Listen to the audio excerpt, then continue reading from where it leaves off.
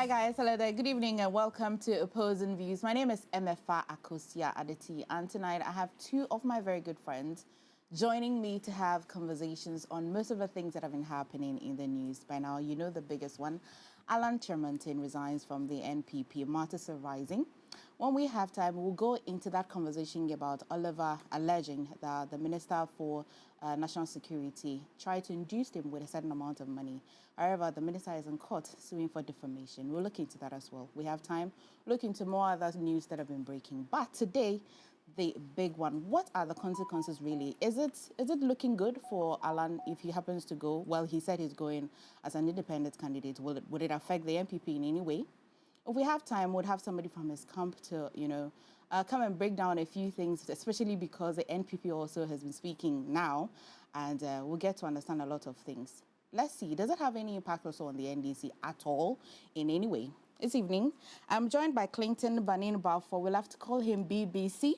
And then I'm also joined by Anthony Kwame Julius. At some point, we just might zoom in Nana Kofi Ampondako, who is from the Alan camp, to break a few things up. But gentlemen, good evening. Good evening. Right. How do we feel about yesterday's, let's go to Alan himself. Are you asking me first or Julius? I'm putting in the middle here. Who wants to go first? Butterflies in my belly. Send it to him. Butterflies in your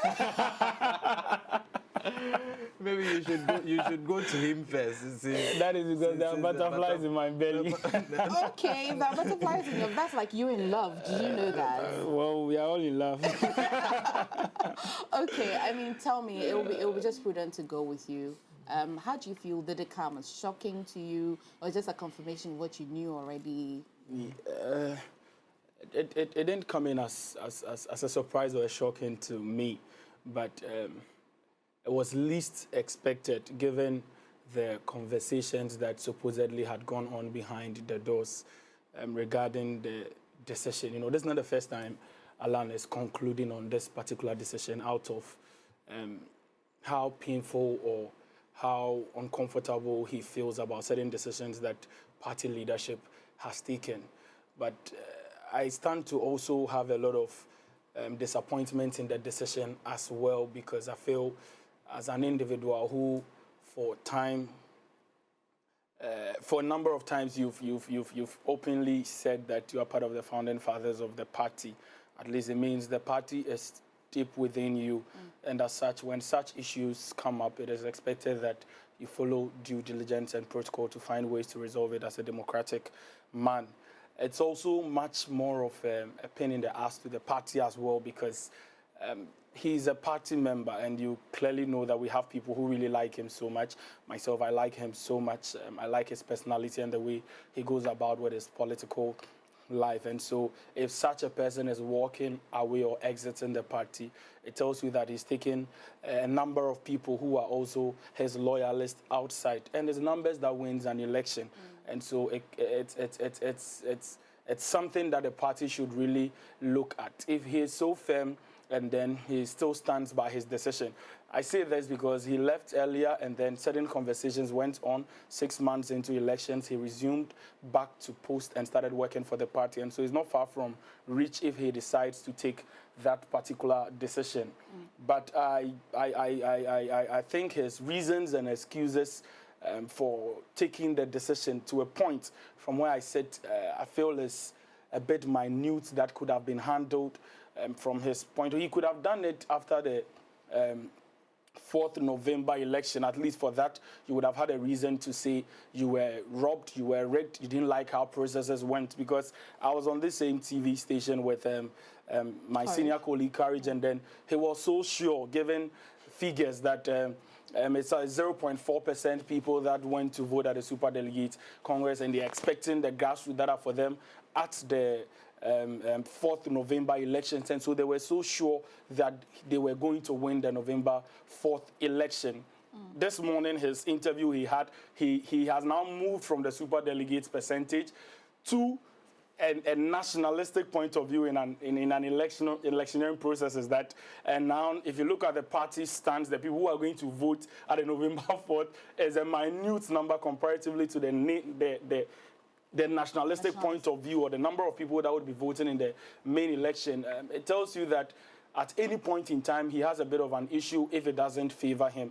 And understand him from another angle too, because he believes he's given so much to the party, and as such, the party should have been fair to him in handling some of these issues. Whatever the case might be, I believe his expertise and then the experience he has garnered for being part of the founding members of the party, he could have handled this another way than drag along young folks who believed in him and supported him because he is within the party, not because he's an individual person and because the party has alternatives that you can make a choice from. And so we all don't have to be with Baumia, we all don't have to be with Mr. Boache Jaku, we all don't have to be with Mr. Akutu.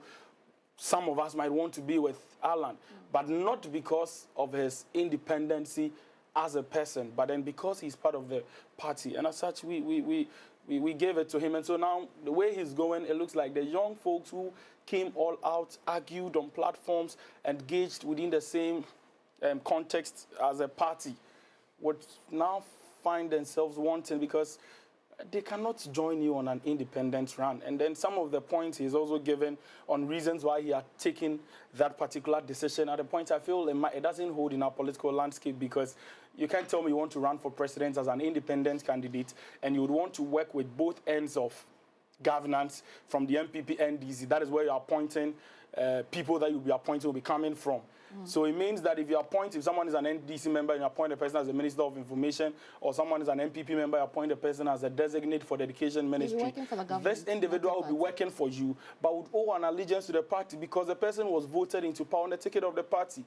And so at a point, I feel there was no clear roadmap on the decision. It was a bit hasty, and then his ego has been bruised as well, and so he needs a bit of cushioning to address it. I think the party has communicated their stance on it, and I know further conversation would go on to find ways to get him back. Would you like him back? Oh, yes, we do. We do. NPP is a party that doesn't. Yes, because his ideologies can help his support. Just as he said, he's been a founding member, and so he also has a portion of the people that he it's lords not because over. of the fear of losing the portion of people that you guys may lose during the elections because. No, I feel the decision that he has taken is actually a challenge to the party to work extra harder. Okay, we're coming to that, and especially if we look at some of the things that he outlined, because he surely didn't outline only what happened during the Superdelegate Conference. He also spoke about the party in general. It says that some few people have hijacked the party, which is a more bigger reason, I guess. But we'll come into all the nuances of what he said. But did yesterday come to you as a surprise in the show? Oh no, I mean, the moment Senior Nobi made the comments that Alan would run with or without the NPP, I knew that is what they were planning. Okay. But everything that happened over this period reminds me of 2019, when I lost my SRC election. Clinton was one of my staunch supporters. My running mate decided. Yeah, I was his polling agent at City Campus. And he delivered that polling station. Yeah, he delivered that polling station, even though his people were there antagonizing him. And Don't remind me of this. And these issues came back at me when I was running, but it's part of the game. They all never matter again, do they? Exactly. But fast forward, my running mate decided to run for Speaker of General Assembly. And he lost that election slimly. And this only reminds me of what I told him, to let it go.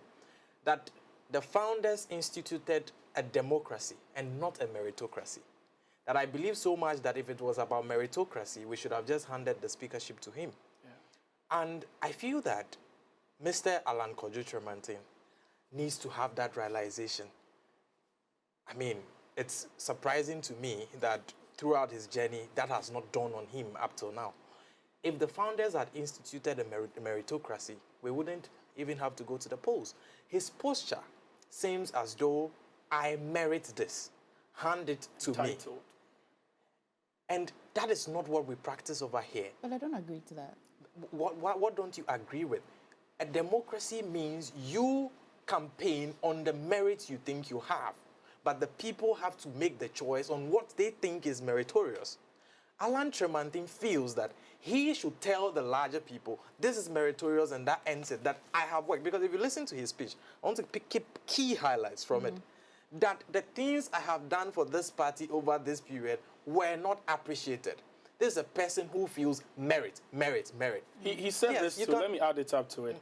A man must be vetted on his own merits and not the merits of the party. Good. Which I agree to as well, because I think the merits of the depends on the because it is a democracy, so people must determine it. If you individually feel what you have done merits the position, it smells of entitlement, which is something I find a bit problematic from the man Alan Kyerematen. He has to do more than just think he deserves it. That is how it works. And for me, I have a problem with this posture, not because, I mean, what happens in the New Patriotic Party are things I condone. I don't support that party. I don't like their conduct in government. I don't like the fact that, I mean, it appears as though, you know, the rules change at every point in time and that there is no listening ear. He made some concerns about asking that the conference be held at a particular place, not scattered all over. Something he was not the only one who suggested, but other people as well suggested. I mean, I felt those concerns could have been accepted. However, Alan Kyerematen has been unable to adduce any evidence to prove that the election was rigged. Even though these things existed, he has not been able to prove that to anybody. It's just a perception that it has been skewed to favor somebody. So again, he must understand that the founders did not institute a meritocracy, and his sort of meritocracy is even problematic. He's thinking of what is meritocracy, is that the party has a certain hereditary structure which he belongs to, and then it is his time. what it really is, except we didn't know about it, because he's a founding member, and then he knows the pillars on which the party was formed. If that existed, why did he contest the 2008 election? He could have left it for Akufo-Addo. If he thought it was about that. Wasn't his time. Because the argument people make is that it's a Dankwa, you know, Buzia Dombo tradition, and there's a certain, what do you call it?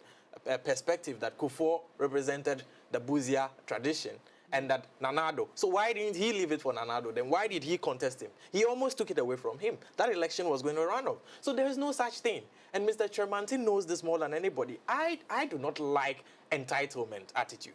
Don't feel entitled to anything. And it's something we must all learn early, that you must work for what you want to get.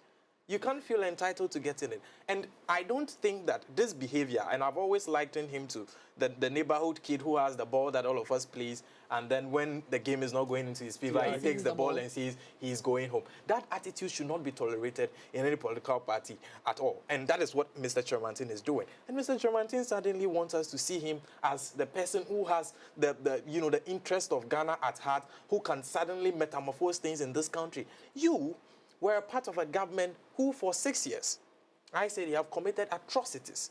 You have not been able at any point in time to stand up and tell us that these and that are wrong. I am opposed to any of them. You were a silent beneficiary of that system. Suddenly, because that system does not favor you, you have turned around to tell us that you are an outsider. You are a leader of a youth movement and we should vote for you. I would not accept that idea personally, and I do not think that any reasonable observing person is going to buy that idea. So the so-called mentalist that Mr. Kyerematen will suddenly become a third force in this country is not going to happen. Has the Vice President ever been very audible on things that are not going well currently? Mr. Kyerematen was not a vice president, he was a minister of state. But the Vice President, now I have to see him as somebody who is vying for that same position. So just as we're judging Alan by not really coming out a few times and standing for the same things that he's talking about today, has the Vice President also done that? Does he have records to that? No, but the Vice President has never claimed that the NPP is bad. Okay. he has consistently maintained a rather erroneous posture that the NPP is delivering. Okay. He has never made that claim. Okay. Mr. Kyerematen is the one making those claims now. Okay. And so if he's making those claims today on UTV, he claims that it was the finance minister who was controlling everything. You have been trade minister. You are responsible for one of the most important aspects of our executive government. It can only be implemented through the finance ministry. No, you see, Parliament approves budgets which are proposals by the President through the Finance Minister to various ministries. You are a member of Cabinet. If you go to Cabinet, you made propositions on how things are supposed to run in our trade sector and all those things, and they were not going on well for 6 years. Are you telling me that Mr. Kyerematen was in office silent for the trade ministry not to have what he thinks is deserving for the 6-year period. And he wasted all of us our time in silence. The person who wasted all of us our time, because that's the claim he's making now, that the finance minister if you was the one controlling. to even run independent, then why didn't you resign that whole time to come out and tell us this? And you're not laying blame. So you see, Kenneth Friata may not be a very, likable person. I mean, he's not someone we are all happy he's still in office, despite all the things that have gone on. But if you are now blaming him, then you are worse than him. Okay. That's how I Nana feel about Kofi Alan. is joining us via Zoom, and I suppose he's from the Alan camp, so he can react to a few of the things that we have raised here. Hi, Nana Kofi. Hello, Emefa. Can you hear me? Yes, I can. Good evening, and thank you for joining us. How are you feeling from yesterday and all through to today? Good evening, and thank you for a very good evening to your listeners.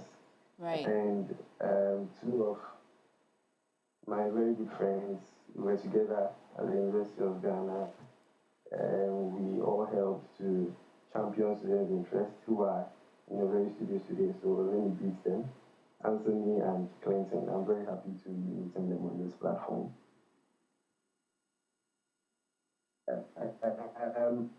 You have asked me a question about how I'm feeling. Yes. To be very honest with you, I am feeling like a Ghanaian. I am feeling very patriotic, and I am feeling like I am a member or I am part of history, or I am part of an event that will be deeply etched in the history of this country's, political cause.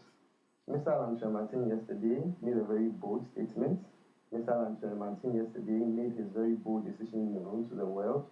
Mr. Alan Kyerematen yesterday came out to defy the odds, came out to be a trailblazer, to be the messiah of the new Ghana that we all want, to be the messiah of a sanitized political space, to be someone who would sacrifice himself to bridge the gap between the NPP and the NDC, to put an end to acrimonious politicking, and rather chart a course of developmental politics, where people's political affiliations, people's political biases will not stand in the way of them contributing to the forward march of this country. So I feel very happy to be associated with him. I feel very happy to be alive at this point, to see this turnaround, this turning point in the history of our country's politics. So if you ask me how I feel, that is how I feel. Okay, next question will be that, are we very certain that he really wants to be president, or he just really wants to make a point, prove a point to the NPP? Honorable Alan Kyerematen yesterday in his address to the people of Ghana was very clear, was very direct. His statements were very unambiguous. And so as a media person, I know that you know how to analyze people's statements more than we, the laypersons. He made it very clear in his statement that he wants to run for the high office of president of this country, and he is committed, and he actually wants to win. He outlined his plan to transform this country, embedded in the GTP, and he spoke about very topical issues that concern the everyday Ghanaian, he spoke about the everyday issues that concern every Ghanaian, the bread and butter issues. The issues about money in our pockets, the issues about jobs, the issues about transforming the economy. And so you cannot tell me that he does not know what he's about. He is a man who is very firm in his conviction, and he has made it clear that he wants to run for the high office of president as an independent candidate, and that is exactly what it is. Okay. I mean, the nuances of an independent candidate becoming president is quite, obvious. Won't go into that. But two of your friends here in the studio, many other people or many other Ghanaians have said that he feels quite entitled. Has he heard this about himself? How does he feel entitled? You may want to explain for me to understand. Well, in a few... Entitled to what? To the presidency. Based on what he has done, his contributions and sacrifices for the party, he feels that he hasn't been treated quite well. This may not be his actual words, but, insinuating this. No, but he made it clear in his speech yesterday that the process to elect the NPP's flag bearer has been heavily skewed, and I agree with him. And every objective Ghanaian would agree with that point of view. That's not true. If Julius says he is entitled to the presidency, I don't understand how one person can be entitled to the presidency. Ever since he set out to become the flag bearer, whoever set out to become the flag bearer of the party certainly has in mind, or certainly has presidential ambition in mind, because you need to be flag bearer first before you become president. So everybody who sets out to become flag bearer of any political party has it in mind to become president. I see what so you how mean. does he feel entitled to the presidency? Would your view change if I should correct myself and say that he feels entitled to the leadership of the NPP, that he must be made leader of party at all costs? No, because I think it's just a matter of not that he said. Not that he said, but he acts as such. It has never showed.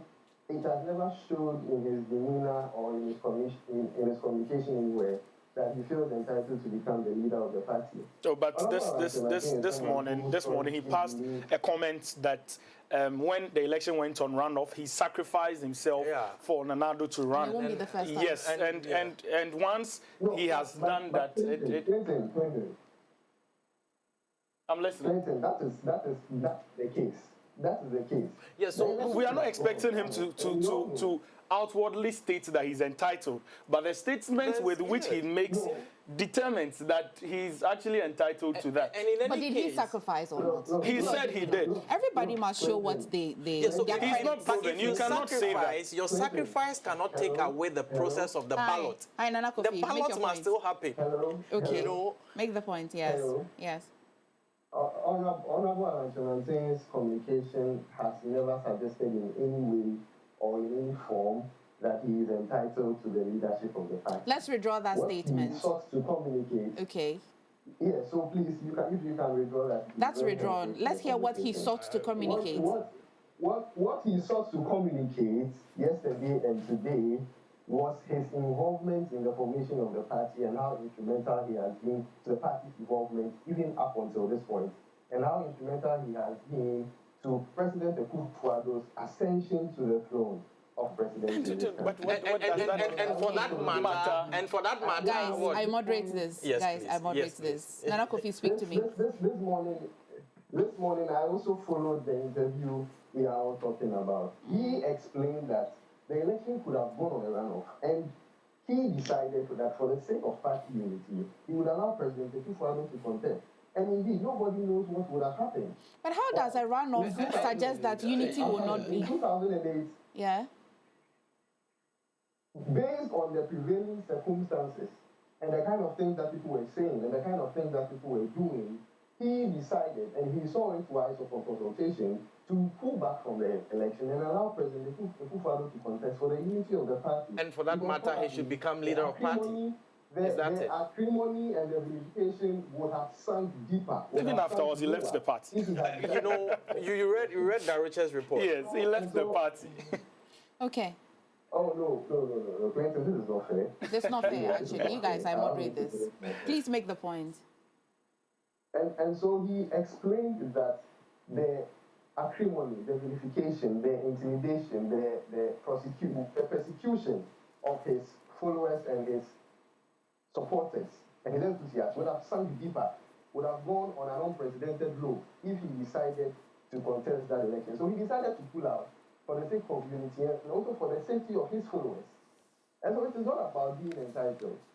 In 2023, this very year, he picked forms for the nomination, and he himself made the point that if he were to feel entitled, or if he is entitled, as people say, he wouldn't have picked forms. He would have sat in his house, and he would have expected an acclamation that we wouldn't have even gone for primary. But he still went through the processes, and he has done nothing in his conduct so far to show that he is entitled to the NPP leadership. It is the conception that has been created around him to cause disaffection for him.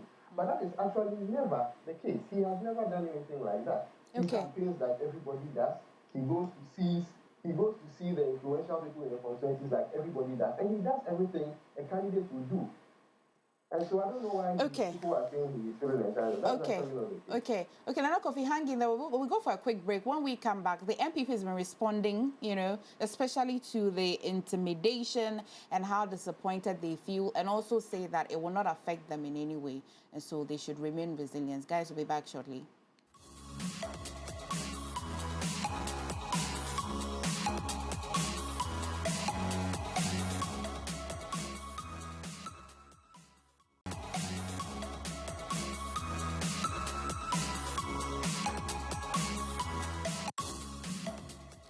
Welcome back to Opposing Views. So let's wrap on the conversation about Alan resigning from the NPP. So I've seen a sudden communique that is purported to have come from the Ashanti Regional Chairman, a.k.a. Wuntumi, suggesting that all of his flyers, Honorable Kojo Alan Kyerematen's flyers, be taken off from the party offices and all of that, because surely he's resigned. So it won't be good to have those posters of him in his party, and the party offices. And also, I may be wrong, but it looks as though the party is also suggesting that if you happen to declare your support for Alan, then you are definitely not going to be recognized as a party.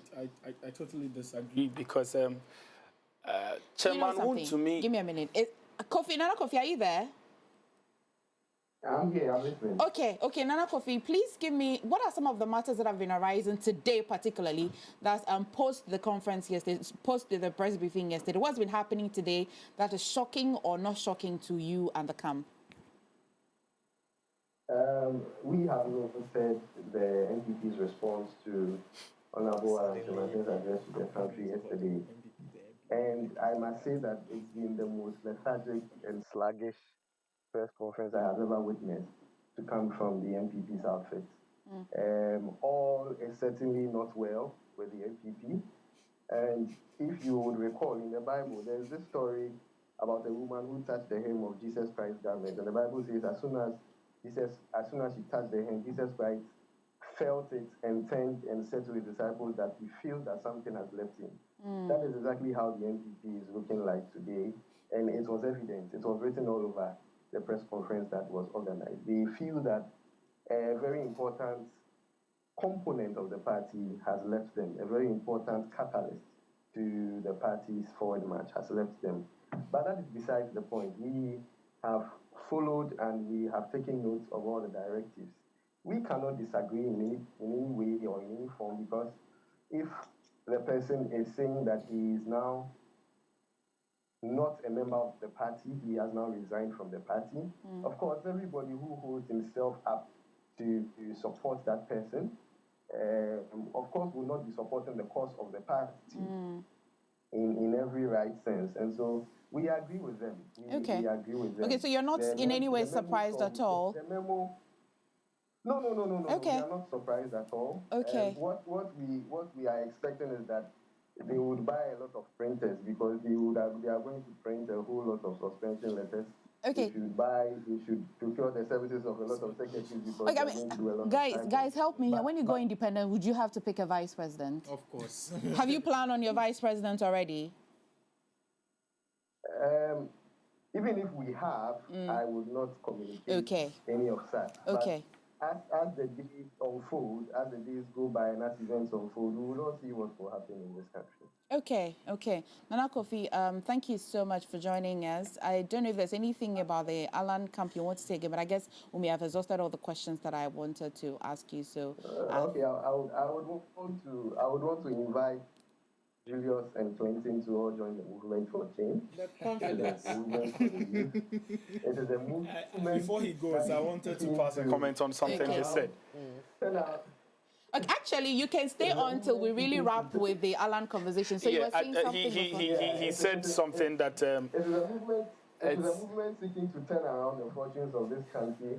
And Clinton and Julius perfectly know that there are a lot of intelligent and brainy people in the other parties that have lost their opportunity to contribute to this nation's forward march because of their political affiliation. So this will be an alternative. We have conversations about these things. I mean, you yourself are one of the finest brains I've come across.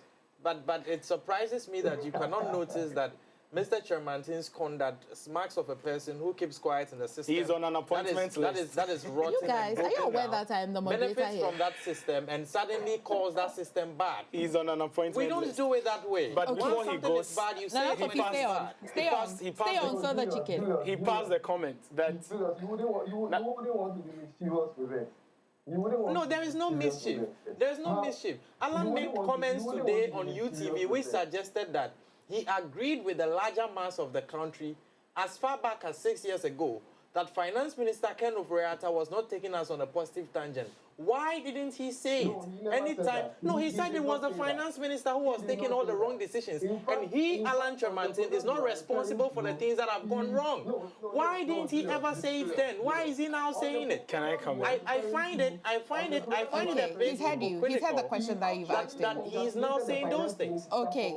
Doing certain things to help the country, and said that he doesn't believe that if all was well, we would have gone to IMF. He didn't say that the finance minister is the cause. No, he did not say No, he that. said Okay, finance Clinton, minister is responsible for everything. That he is not responsible. The public will judge. Exactly. But Clinton. Yes, exactly. The video is still available, and so anybody could make reference to it. But he passed a comment. He passed. I'm not being disingenuous. He said, Don't worry. Don't worry. It's my show. Don't worry at all. He said that we clearly know the importance of Mr. Alan Kyerematen in the NPP. No two The ways. woman that touched the hem of crisis government. That was a very nice message to share to us. But what I want him to know is that an individual is not bigger than the party. It takes collective ideas to make a party. And so if one person who is a part of the collective decision-making body decides to walk away, we still have greater minds that can put together ideologies that can help the NPP break the eight. And so her stance making it look like the exit of Alan as a downfall, a shortfall for the party, is neither here nor there, because the party can still run, the party can still proceed with this electoral process, the party can still engage and then dialogue with the citizens on messages, on our track records, admitting the challenges we faced based on certain conditions, but have a clear roadmap on how we are going to sustain and consolidate these things. Did you say, of course, imagine that now that he's an independent candidate and he's coming from this political party, he decides to throw out bombshells from the party. You don't think that I didn't want to even state that he left the party, to go independent, and he's still working with the achievements of the party. How so? He just left yesterday. But now he's riding on. He's riding on one district, one factory. But he's part of that. But if you are part and you have left the party, what is the party campaign? Okay, Nana Kofi coming. You don't.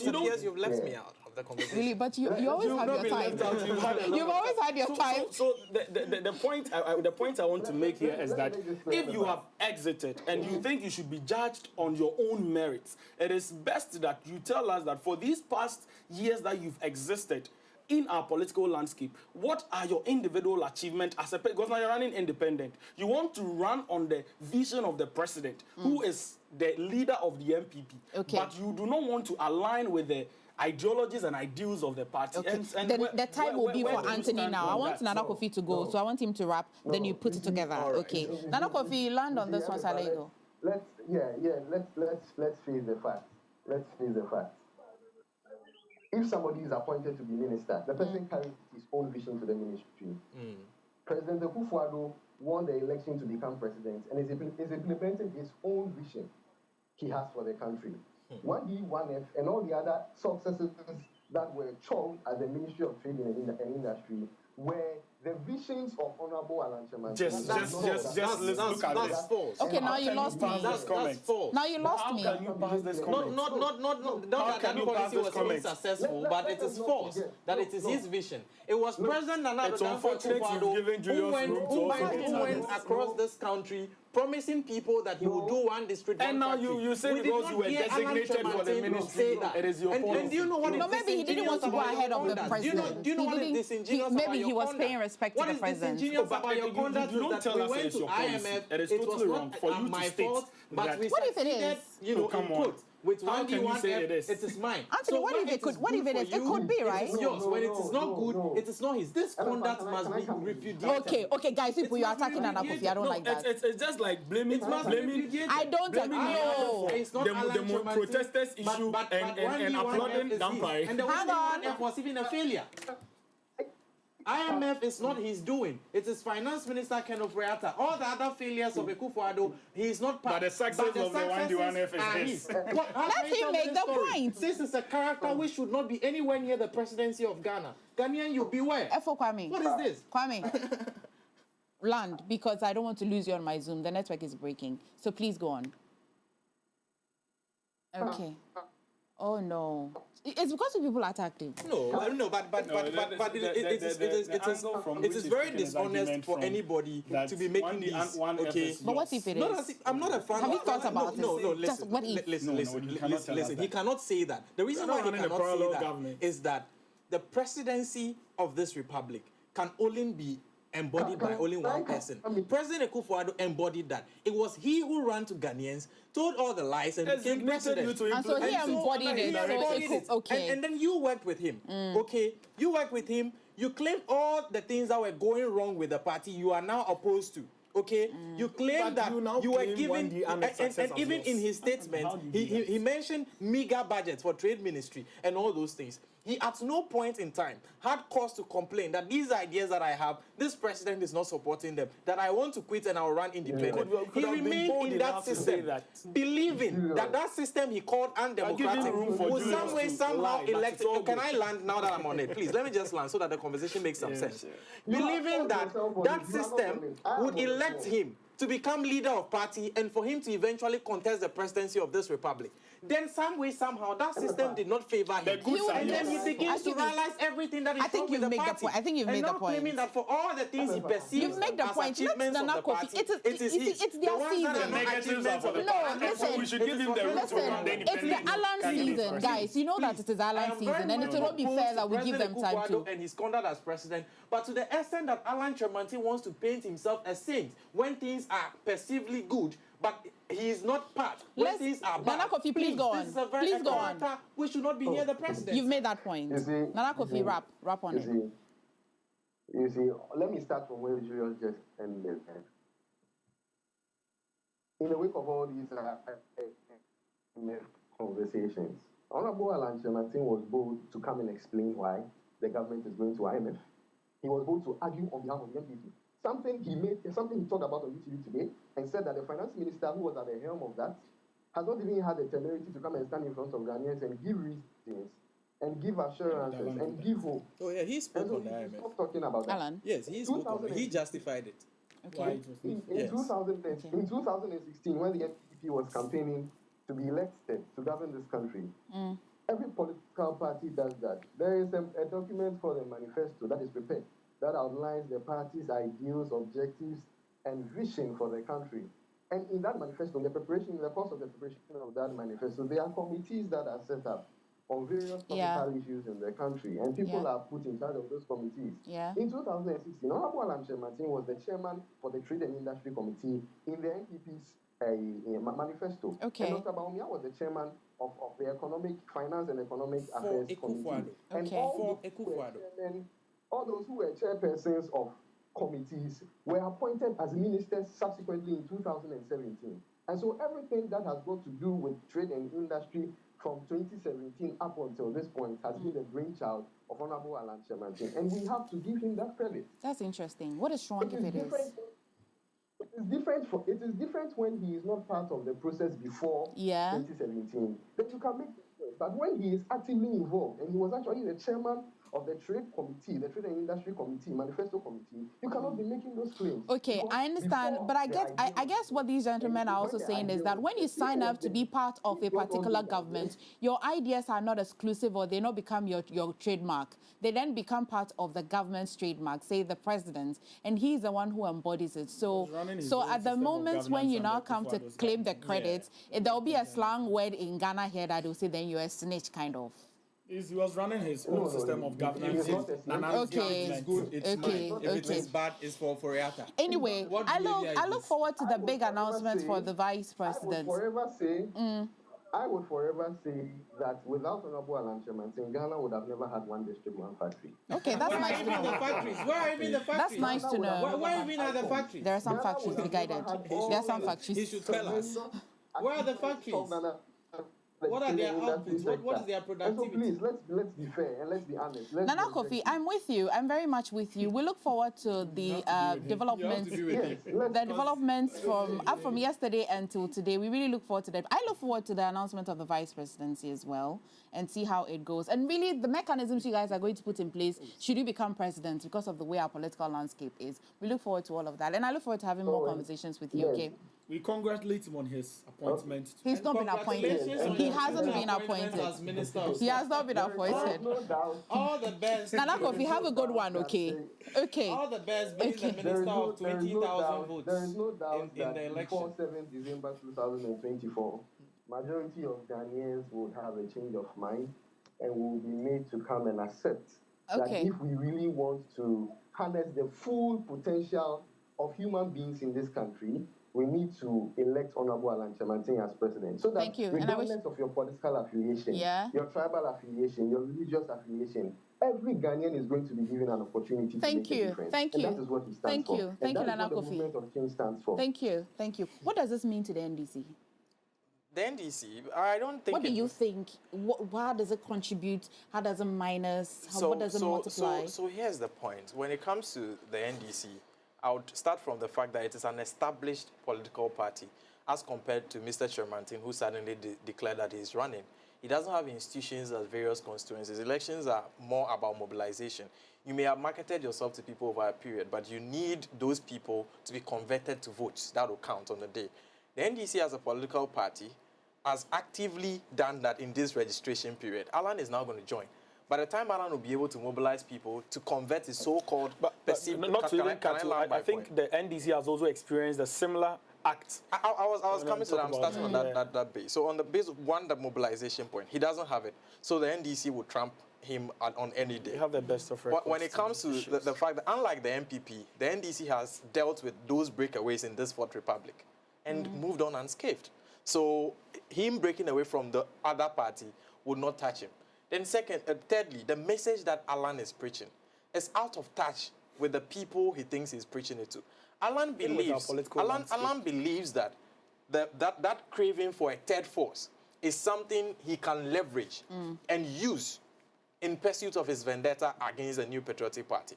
But he is not the person to be able to preach that because of his record, which I have referenced. One, you have been a Minister of State under President Akufo-Addo, now making claims that you contributed to the best ideas, but all the bad things should not be, alluded or referenced to you.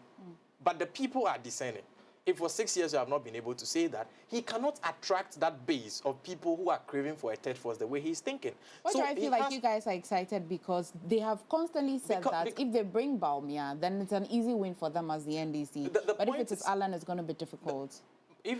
I don't think that for the NDC that would have ever been a problem as to who came from the NPP. They are tattered. Okay. That's the situation. But the Alan situation... Did I say okay to that?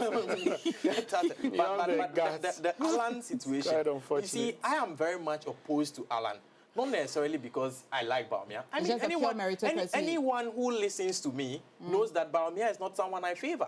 But it is because of the idea that he thinks he's entitled to things. Okay, so let's quickly move to... We've got a few minutes. Let's just wrap with the conversation on Oliver Baka Vamo Mausi, who's the convener for the hashtag Occupy the Jolobi House, protest that happened, which you were very much part of.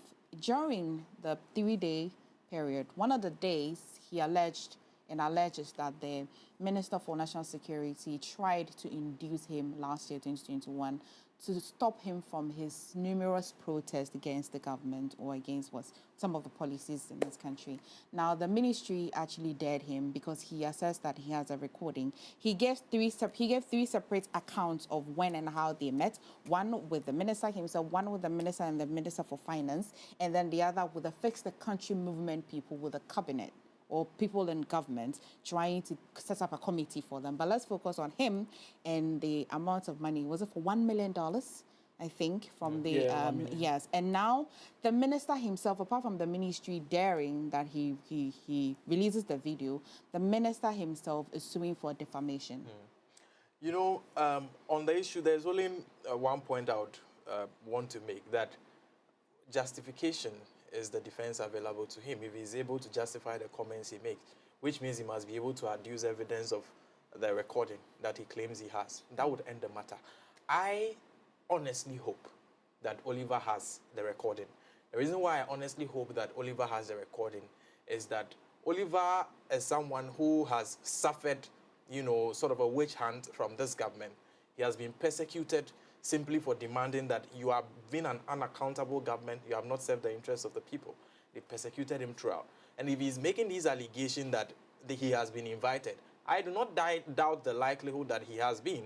But as to if he has the audio, I would, unless it is out, I don't know what to say. But the only defense which is more likely available to him, in my opinion, is a defense of justification, that he has the audio the to values provide. he's been projecting to be hanging on in the last years that I know him. Do you think he had to be dead? He has to be dead even before he releases that video, that audio. Sorry, Oliver. Well, I don't know. I think he tries to embody somebody who is for democracy. You can't push me. You can't bribe me. I'm doing what I have to do. So he should just bring it out. Yeah, he didn't even need that daring from the. So I'd want to come in before my colleague takes this up. I think it's about time we condemn the act of people passing out comments to the interpretations of individuals without proper justifications to it. Myself, I've never been against protest, and I feel it is one of the best ways, looking at how our political landscape has become. It's gradually becoming one of the best options to arrive at if you want your grievances to be heard. But on the tone of seeking such accountability and demanding for good cost of living or whatsoever you are demanding for, let us try our best to go in there with factual points and then factual topics to engage on. So that at the end of the day, but we can only know that it's not factual. I'm not in relating to any other thing he has said in the past, but I'm trying to have conversation on the topic that we are discussing. Given that he has passed a comment that is, it's a threat to national security. It's a threat to national security. You people abuse this word. Listen, how so? If I say how so? If I'm the national security, and I think that's a tool like a use. Because the moment you attack the national security, Is that an attack? Is that an attack? No. But if I say the Minister of State attempted to bribe me, if you say that, how is it a threat to national security? it means you are causing Ghanaians to lose hope, confidence and trust in that particular system of defense for the country. They are not supposed to. And that is why I'm saying that if you would want to pass such a comment, make sure you have enough justification to it. And just as he said, he who alleges must be able to prove it. And so with this particular allegation that he has come up with, it is a step in the right direction for the minister to seek clarity and then probity into it. And I feel that's the best way to go moving forward. We must mind how we communicate and then we put across certain information, given that we are emotional about certain conditions. If he has read the record, should he release it? He should. Of course, he should. He owes us that. He owes us that, and especially now that the you don't think releasing it rather will set out national security threats? No. Set up he has been able to say when we he talk about care about the consequences. I doubt he have it. I'm confident. I wish I was allowed to land the point I was making, because you see, when we talk about national security concerns, it's a national security concern if what Oliver is saying is true. It's a threat to our national security if we should have a minister of state who bribes people to keep quiet. If that's a tool he thinks that is, if it is true. So if Oliver truly has the audio, now that the action is in court, yes, it is prudent that he brings it out. So we should not be saying negotiation is a tool that a minister wants to use to solve a problem. What's wrong? Nobody's negotiation by giving money to people to stop protesting. I doubt he's done that. Oh, no. He's not supposed to do that. If you are negotiating with me, it should be on basis of I am making this or that demands. Okay. Oh, this demand is reasonable. This is not reasonable. So let's do this. But for you to attempt to give me money, it goes beyond negotiation. So you're trying to bribe me to keep quiet. So it hasn't corrected the wrong. I am of the You rather bought the wrong and it's still in existence. I am not against the minister, what do you call it, taking an action where he believes strongly that the statements made by Oliver are false. I mean, if anybody makes any false statements about anybody, the recourse should be to go to court. Yes, and which is what he has make a claim of defamation. Now that he has made that claim, Oliver is only, I mean, the option available to Oliver is to justify his statements by bringing the evidence. And I am very happy that it has taken this path. My concern is that I truly, truly hope that Oliver has the audio. And I want to add the reason to it.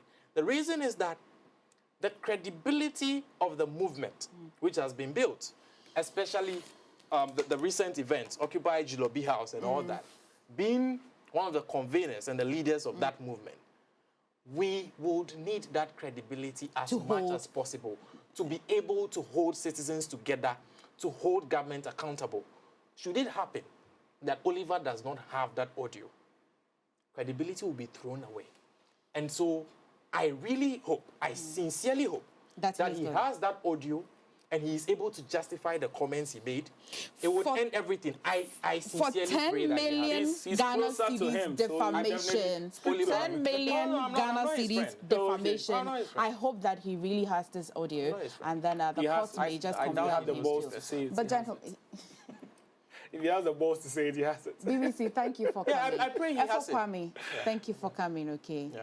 All right. And before we close, I think the teacher trainees are also communicating something to the government on some issues that they are facing at their various institutions, and then they've sent petitions through the Ministry of Education to the other stakeholders involved.